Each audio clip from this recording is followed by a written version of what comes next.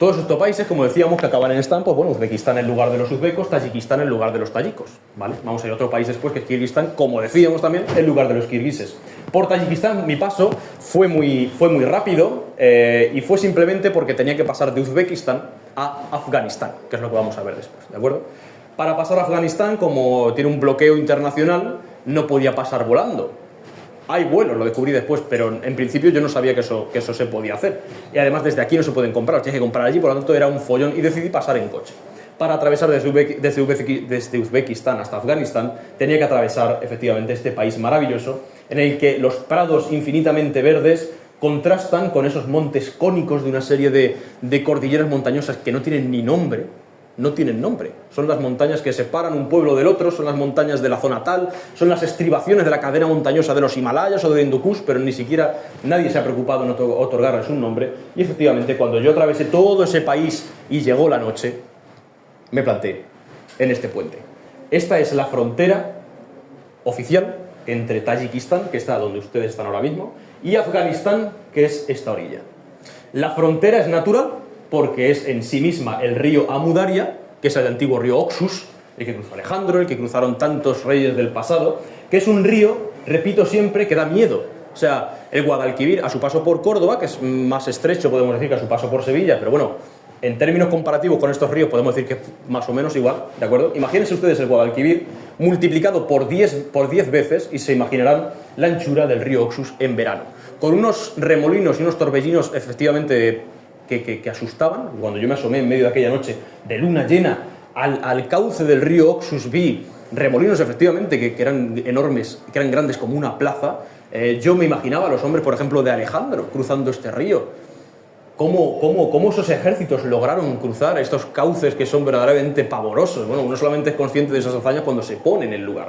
Y efectivamente, cuando crucé yo ese puente interminable sobre un río 10 veces más ancho que el Guadalquivir, en una noche, como decíamos, de luna llena y a oscuras, porque ni los tayikos ni los afganos ponen luz, porque no es de nadie ese puente, solamente al lado del lado afgano hay 7 farolas que iluminan la frontera afgana y una cosita blanca que hay aquí que ustedes no ven, pero es una bandera talibán, es la bandera del gobierno actual de Afganistán, que son los talibanes, y efectivamente esa fue la primera estampa que yo presencié en Afganistán, la luna llena iluminando la bandera blanca de los talibanes con la shahada, no hay más Dios que Alá y Mahoma su profeta, y debajo de mis pies los torbellinos infernales del río Oxus. Cuando yo entré en Afganistán me encontré un puesto de control pequeño, tendría 4 o 5 talibanes, de manera que yo antes de entrar o antes de avisarlos, como les digo, estaba avanzando en mitad de la noche a oscuras, lo que hice fue pararme en la oscuridad con una pequeña maleta que yo llevaba, o sea, un equipaje nada, muy poco, y saludarlos en árabe. De manera que yo me detuve antes de empezar en la zona de farolas, para, como les digo, no asustarlos y no crear momentos incómodos, y les dije, Bismillah, assalamu alaikum, que significa, en el nombre de Dios, la paz sea con vosotros. Es decir, vengo en son de paz.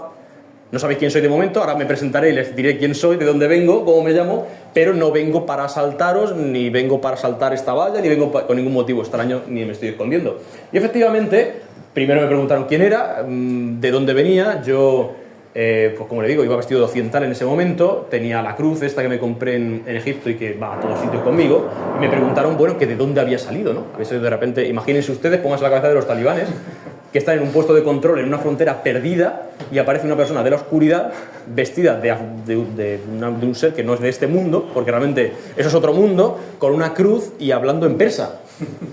Pues claro, yo no sé, una experiencia de tercer tipo, de estas de que personas que ven extraterrestres, pues sería parecida, yo creo. Y efectivamente conocí al señor Zabidullah. El señor Zabidullah es el responsable de, podemos decir, de extranjería en ese puesto fronterizo, y que tras una serie de preguntas y tras una serie de investigaciones me selló el pasaporte y me dio la bienvenida oficial a Afganistán. Yo siempre llevo también en el equipaje cuando viajo una Biblia. No es una Biblia, es un evangelio, y es un evangelio que me regaló mi primer profesor de árabe, que es un converso, es un marroquí que se convirtió al cristianismo, y está en árabe y en francés, porque la compró por lo que se ve en Marruecos, ¿de acuerdo? Aunque la edición es libanesa. Y bueno, pues como cuando entras en Afganistán te registran todo, o sea, es más peligroso lo que entra que lo que sale del país. Entonces me miraron la maleta, prenda por prenda, vieron que no llevaba nada, me cachearon, miraron la maleta mayor también que llevaba, vieron que no había nada peligroso, y cuando miraron el interior de la mochila pequeña de espalda que yo llevo, vieron una serie de cosas y encontraron la Biblia. ¿Qué pasa? Que Biblia, ellos no saben lo que es la palabra Biblia. Y la palabra Evangil en francés tampoco saben lo que es. Pero la palabra Injil, que es la palabra árabe que está detrás, sí lo conocen. Entonces, cuando le dieron la vuelta al Injil y vieron Injil, dijeron, una Biblia. La primera vez que veían una Biblia, muy probablemente. Y les suscitó un gran interés, porque para ellos es un libro sagrado. Dicen que los cristianos lo hemos malinterpretado y que lo hemos tergiversado, pero bueno, para ellos tiene el valor de palabra de Dios, de libro, como les digo, sagrado. Por lo tanto, los 3 o 4 talibanes que estaban en ese momento interrogándome, tomaron la Biblia, comenzaron a leer la parte árabe, que aunque ellos no hablen árabe, pero más o menos entienden, porque es el idioma sagrado de su religión, comenzaron a leer esa Biblia y yo pues me sentí en un momento francamente surrealista, a orillas del río Oxus, con unos talibanes que leían la Biblia y yo pues estaba allí esperando a que acabaran efectivamente de leerla. El talibán me dijo, yo no sé, yo no tengo problema, pero yo no sé si este documento es legal en Afganistán, una Biblia. Así que vamos a llamar al comandante para que venga y lo examine. Llegó un comandante que era un talibán pues más grande, con la barba más larga y con un conocimiento mayor de la Sharia, de la ley islámica. Tomó el evangelio, lo ojeó rápidamente, vio que no había notas escritas, espionaje, que no había droga, que no había nada francamente ilegal y dijo, no hay problema, puedes pasar. Así que esa fue mi entrada oficial en Afganistán. Una pregunta, Roberto, sí. rápido. ¿No te hacía falta visado? Sí, el visado yo lo traía de España, pero claro, yo no sabía si eso iba a tener algún problema. ¿Por qué? Porque Afganistán actualmente es un emirato. Es decir, hay un emir que es el señor de los creyentes y es el señor de los afganos, ¿vale? Imagínense, una especie de rey religioso. Y anteriormente era una república. Hay embajadas de Afganistán que dan visa de la República de Afganistán. La República de Afganistán ya no existe. Por lo tanto, si tú llegas a la frontera y ven República de Afganistán, es como si pone República de España. Es que eso no existe, ese país. Por lo tanto, no puedes entrar. Entonces yo no sabía, yo tenía francas dudas de que yo pudiese entrar esa noche en Afganistán. Tenía el deseo, pero yo no sabía si iba a tener algún problema. Y efectivamente lo tuve, pero no fue con respecto a la visa. Fue con respecto a, bueno, pues a mi modo de llegar, porque eso no lo he contado porque es muy largo, pero yo quería entrar a través de Uzbekistán, pero no me dejaron los uzbecos. De hecho, me metieron en una sala, en un puesto fronterizo, me dijeron, quítate la ropa, vamos a ver si tienes explosivos, y después saldrás, pero que no vas a entrar al país, sales para atrás y tú verás lo que haces. Entonces tuve que coger un taxi en la frontera uzbeka con Afganistán, a apenas 100 metros de Afganistán, recorrer todo el sur de Tayikistán durante un viaje de 6 horas y entrar de noche a Afganistán por otra frontera perdida en medio del río Oxus. O sea, efectivamente, esos fueron los problemas que encontré, más que de visa. Y sí, bueno, pues este señor, viendo que estaba en un puesto fronterizo, efectivamente perdido, porque yo había entrado en el país, pero no a ningún sitio civilizado, me dijo, ¿qué necesitas? Le dije, mira, yo necesito varias cosas urgentemente y si me las da usted, me hace un gran favor. Necesito internet para avisar a mi familia de que, no les dije que estaba en Afganistán, pero de que he entrado, de que estoy bien. Segundo, necesito un coche que me lleve a un lugar civilizado, porque estoy en mitad del río Oxus, en un punto indeterminado. Y necesito, efectivamente, bueno, no es importante, pero si ceno está bien, y necesito, sí que lo necesito de verdad, un hotel.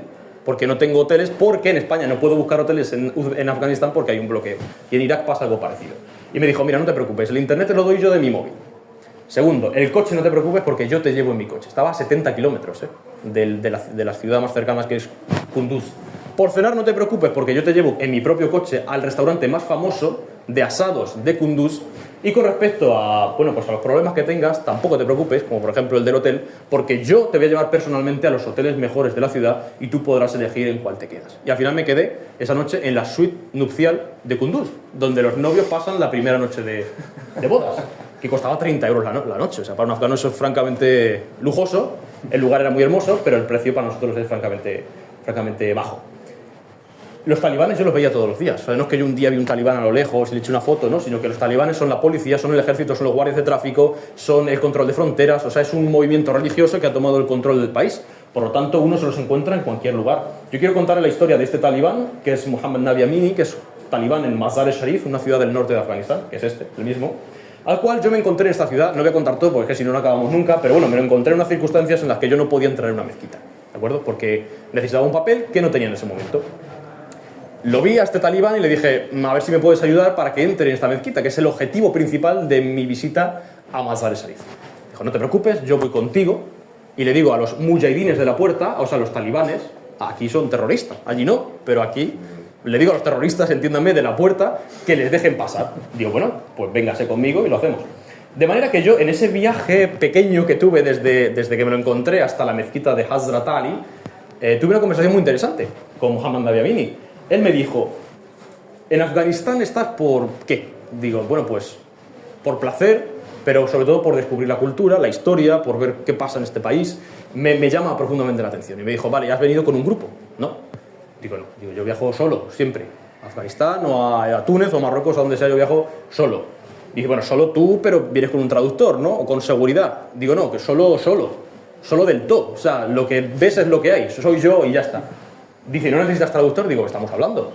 Digo, nos entendemos. Hablaba un árabe perfecto, porque era un hombre instruido, ¿de acuerdo? Como si alguien en el siglo XVII hablara latín. Es decir, es un hombre que ha estudiado. Y me dijo, bueno, pues bien, pero creo que es algo peligroso, ¿no? Dice, no por Afganistán, si en Afganistán no tenemos los talibanes y actualmente es un remanso de paz, me dijo.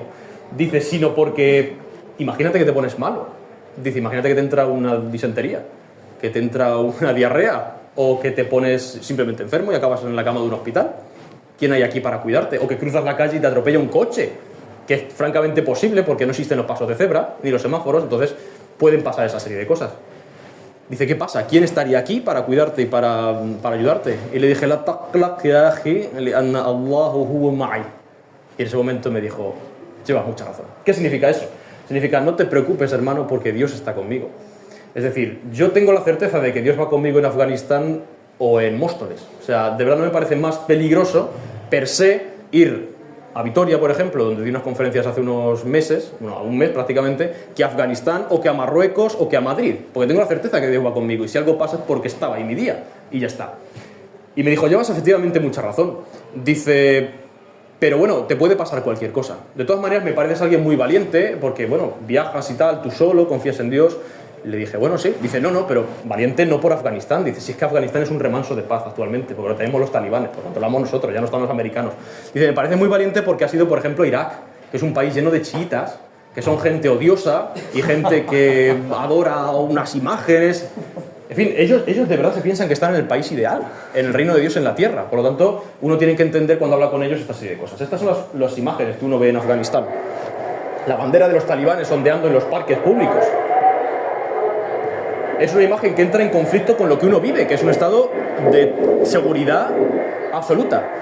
Porque algo que no les he dicho, eso es Kabul, la capital de Afganistán, algo que no les he dicho es que los talibanes los derechos los han barrido del mapa, no el derecho a voto, eso es impensable, sino el resto de derechos civiles de las gentes los han borrado, especialmente el de las mujeres, no pueden estudiar, no pueden trabajar en puestos de responsabilidad, pero la seguridad es extremadamente alta. Es decir, hay un talibán en cada esquina con una K-47 y con un pasamontañas, muchos de ellos, de manera que a nadie se le va a ocurrir robarte la cartera o tocar a una mujer que pasa por allí, porque en ese momento, o sea, recibe, no voy a decir que le peguen 2 tiros, pero recibe una amonestación bastante severa, se pasa 2 o 3 días en el cuartel de los talibanes y después sale sin ganas de volver a hacerlo. Afganistán, como les digo, tiene también joyas timúridas, tiene joyas parecidas a las de Samarcanda, porque al fin y al cabo todo es al imperio timúrida. Esto es Mazar el-Sharif. Ahora entenderán por qué yo quería entrar a esa mezquita. Porque me empeñaba en entrar, porque es una de las maravillas más absolutas de todo Afganistán. Y hay una leyenda que dice que todas las palomas que viven en esa mezquita, es una mezquita chií, dicen que son blancas, y efectivamente son blancas, y dicen que si uno mañana suelta una paloma negra allí, al día siguiente se volverá blanca, por influencia, digamos, mágica de un pariente de Mahoma que se dice que está enterrado allí, ¿de acuerdo? Hay muchas cosas de las que hablar de Afganistán, yo voy a pasar rápido porque si no, no nos daría tiempo. Tenemos la ciudad de Balj, que es la antigua Bactra, capital del imperio bactriano. Estamos hablando de antes de Cristo, ¿de acuerdo? De época incluso de Alejandro. Estas son las murallas que reconstruyó Alejandro en Balj. Dicen muchos historiadores que en el interior de esta ciudad es donde Alejandro Magno se casó con Roxana. Otros dicen que fue en otro lugar, pero bueno, me parecería realmente interesante que fuera allí. Una ciudadela que no se ha excavado. Es decir, todo está ahí, está debajo. No se ve, pero está debajo. Yo cuando estuve en la ciudadela de Farah, que es la antigua Alejandría Proftasia, igualmente en Afganistán, los perros salvajes y los chacales del desierto entraban a la ciudadela, sin ningún tipo de vigilancia, y hacían agujeros en el suelo para buscar la sombra. De manera que cuando escarbaban el suelo de la ciudadela sacaban cerámicas de épocas indeterminadas, porque hacían hoyos, removían los estratos más superficiales y sacaban cerámica policromada de época timúrida, con 300, 400, 500, 600 años, sacada por los perros. Y bueno, pues ustedes me ven aquí en la ciudadela de Balj, como les decía, y esta es la estampa principal que uno ve en Afganistán. Una familia afgana tradicional, el hombre con su salwar kamis, como el que yo me compré para vivir y para pasar desapercibido, no porque me gustara, que sí, que es un traje verdaderamente cómodo, sino porque es indispensable en este país, para que no se queden mirándote como si fueras un extraterrestre. Me lo compré el primer día, como les digo, la mujer con su burka, que lo usa solamente fuera, en la calle, y el niño con una especie de miniatura de su padre, con un salwar kamis idéntico, pero más pequeñito. Esta es efectivamente la ciudadela de la ciudad de Balj. Esas murallas podemos decir, cuyos cimientos fortificó o reconstruyó Alejandro Magno en el siglo III a.C.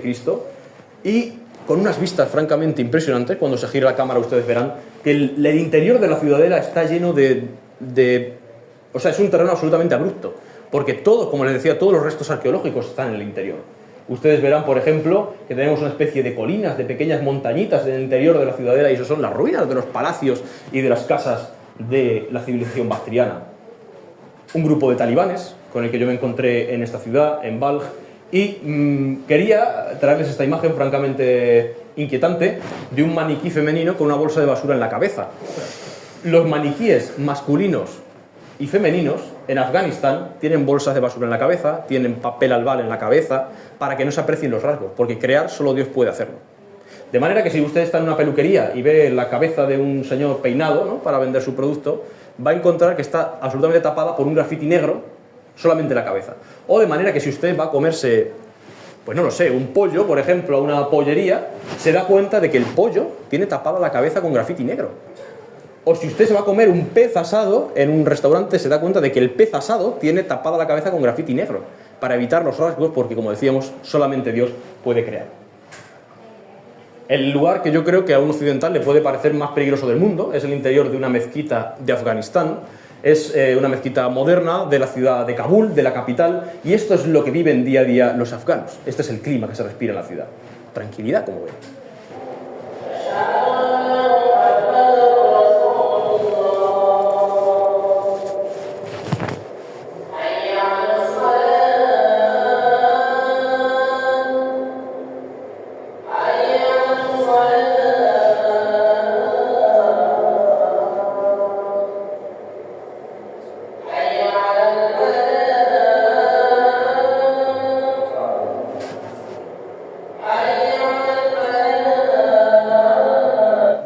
Efectivamente, la llamada a la oración que se repite durante 5 veces al día, todos los días en Afganistán y en todos los países árabes. Yo tuve que cruzar la cordillera del Hindu Kush, que es un macizo montañoso que hay en Afganistán, que se llamaba antiguamente el Paropamisos, que lo cruzó Alejandro también para entrar en la fase posterior de su conquista de Persia. Yo lo crucé en 12 horas. O sea, unas montañas, por ejemplo, imagínense, cruzar de Despeñaperros, por ejemplo, en 12 horas. Es verdad que es mucho más grande, pero no dejan de ser 200 kilómetros. Quiero decir, entre la ciudad en la que yo estaba y el destino había 200 kilómetros y tardé 12 horas en atravesar todos esos macizos montañosos que son, francamente, dan miedo, porque intimidan. Cuando uno mira esas montañas resecas, peladas, absolutamente yermas, y siente ese frío en pleno julio, de verdad siente que está en un lugar hostil, tanto en el clima como en lo que le rodea. Esos son los macizos montañosos del Hindu Kush, un mundo lleno de polvo que entraba en el coche, en el cual teníamos que subir las ventanillas a toda prisa para que no entrara ese polvo que era como polvo de talco y que se impregnaba en la ropa y uno se asfixiaba cuando lo respiraba. Los Budas de Bamiyan, yo creo que ustedes los conocerán, les sonará, son 2 estatuas monumentales de 50 y 30 metros que había en Afganistán hasta el año 2001. Tenían 1400 años y los talibanes, en ese afán, pues el mismo que le lleva a pintar la cara de un pollo no, de la foto de un pollo, de negro, para que no se le vean los rasgos, destruyeron porque consideraban un signo de idolatría, con dinamita. O sea, esto es todo a lo bruto, en el año 2001, en marzo. Para que vean ustedes el tamaño de estas estatuas, estos son personas, sentadas en el pie del Buda. De manera que actualmente, tras la destrucción, lo único que queda es el nicho absolutamente vacío y los restos, casi podríamos decir, mortuorios de los Budas. Este es el interior de los Budas.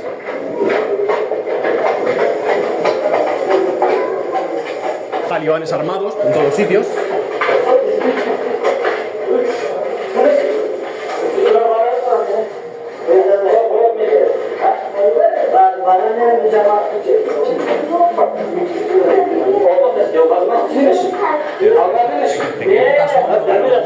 Sí, dime. ¿De qué época son los Budas estos? Los Budas son de alrededor del siglo IV, V, VI después de Cristo. Es decir, antes de que llegara el Islam, pero muy poco antes. De manera que ya estaban francamente decadentes cuando llegó el Islam. o sea, porque por el abandono, pero es que el Islam se empeñó en destrozarlos, en arrancarles los brazos, en cortarles el rostro, hasta que definitivamente los destruyeron. Kirguistán es otro país muy interesante también, me gusta llamarlo la patria de los caballos y de los yailus. Los yailus son estos prados infinitos eternamente verdes, los llaman ellos así, donde pastorean el ganado, que normalmente se compone de caballos, de ovejas y de ganado también bovino y de, bueno, esas reatas que vemos de vacas en esos prados infinitos. O sea, uno no se encuentra una valla, no se encuentra un muro, no se encuentra una propiedad privada, solamente las delimitadas por unas pequeñas piedras blancas que marcan dónde empieza mi casa y dónde acaba. Pero no dónde empieza la del vecino, porque no hay ningún vecino.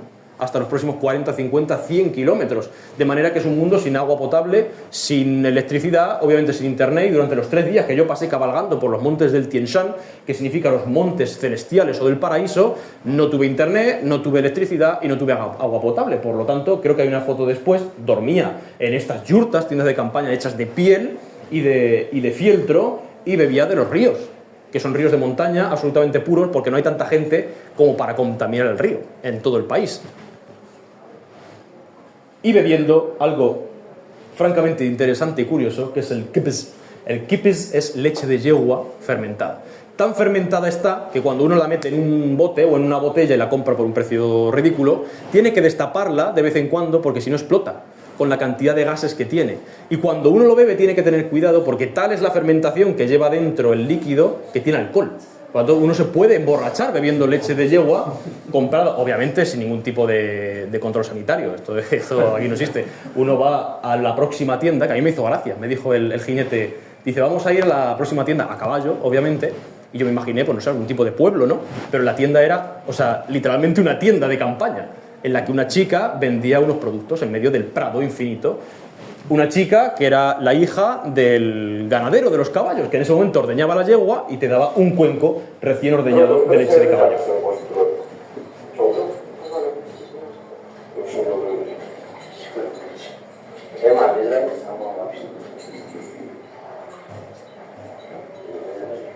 Es otro mundo, ustedes están viendo.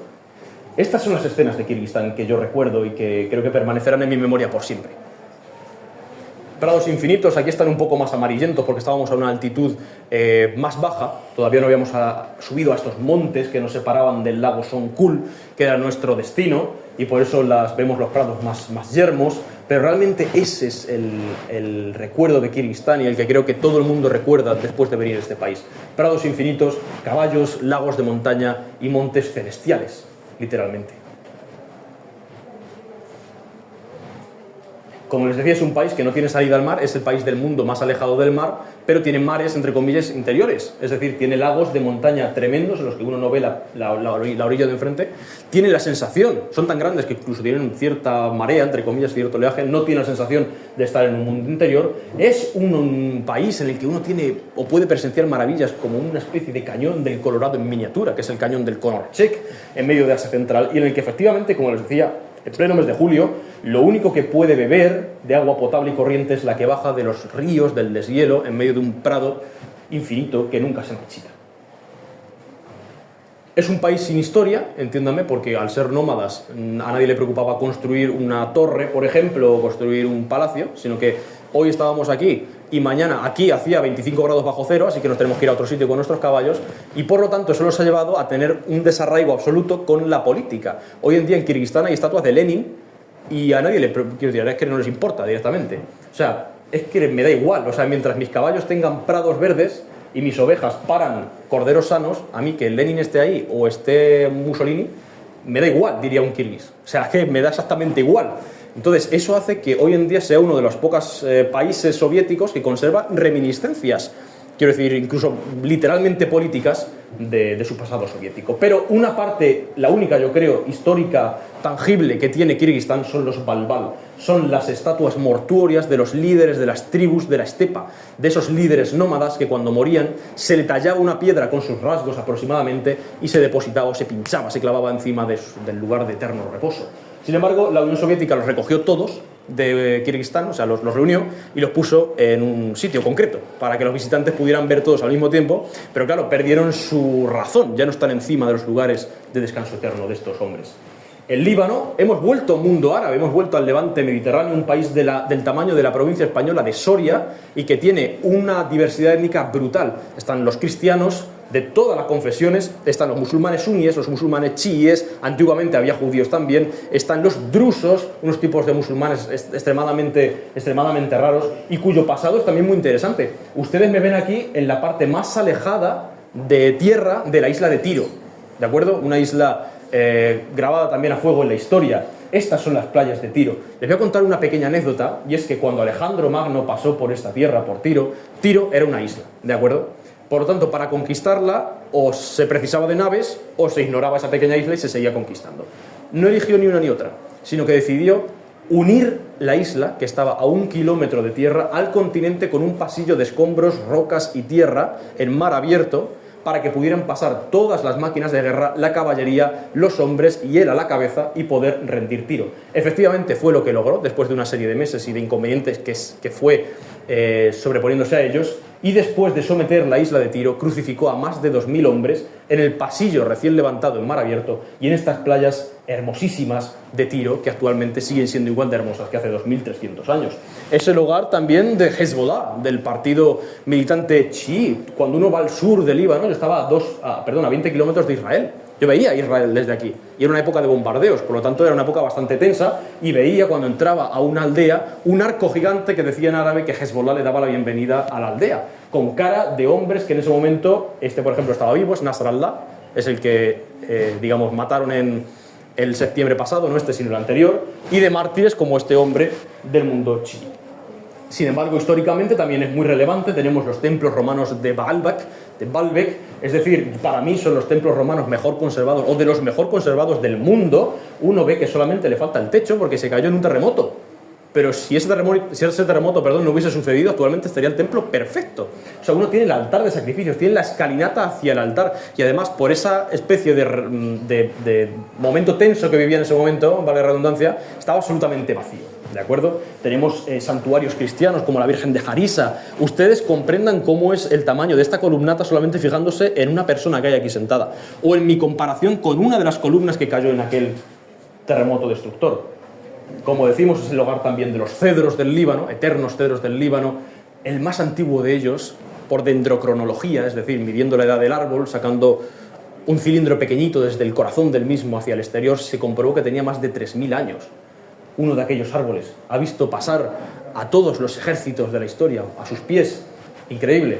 También tenemos un muro fenicio de contención de la marea. O sea, hay verdaderas joyas. Y si algo quiero yo destacar del Líbano es la comida. Es francamente variada, es francamente deliciosa y es una de las más destacables dentro del entorno, porque por la influencia francesa, la influencia árabe, la influencia de la comida musulmana y de la cristiana, tenemos una variedad absoluta, incluso de hasta carne cruda, sazonada obviamente, pero algo que es muy extraño en el mundo árabe, carne cruda, y que podemos comer y degustar en Líbano. Vamos finalizando ya, vamos a ir al Golfo, que es el último lugar que vamos a visitar. Son países muy pequeñitos, sin historia, prácticamente hace 100 años eran grupos de pescadores malviviendo, hasta que descubrieron que debajo de las costas en las que pescaban había oro líquido de color negro llamado petróleo. Qatar es un país muy pequeño, es casi una isla que está, digamos, en ese golfo que tanto se pelea la gente por el mar Pérsico o Arábigo. Bueno, se llama Golfo Pérsico, yo no tengo culpa, se llama así, aunque le moleste a los árabes, aunque en árabe se llama el Jalij al-Arabi, que es el Golfo Árabe, ¿de acuerdo? Bueno, tenemos ese problema siempre político casi. Y es un lugar en el que, como no hay historia, entiéndanme, historia tangible, historia de restos arqueológicos, bueno, pues se la han inventado y han levantado castillos con 50 años para que parezca que tienen una historia, bueno, francamente interesante. Y que, aparte de los zocos, que es en los que se vendía el pescado, que era lo único que había allí hasta hace poco menos de 100 años, aparte de esos zocos, como le decía, hay una foto que no está, no, sí está allí, no la había visto, pues hay unas esculturas que carecen de significado, pero bueno, que simplemente están para atraer al turismo. Por lo tanto, es un mundo basado en el petróleo y en el turismo, ¿de acuerdo?